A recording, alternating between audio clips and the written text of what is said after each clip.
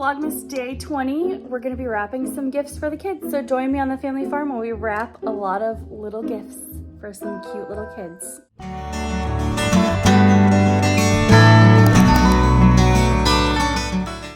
All right, today we're wrapping some Christmas gifts for a few of my nieces and nephews. Ironically, all my nephews had asked for RC cars, so I just bought them in every color they had.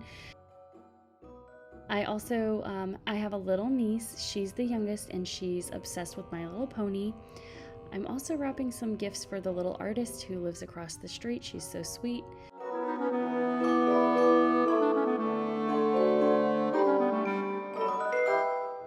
These 4 pieces of jewelry are truly special.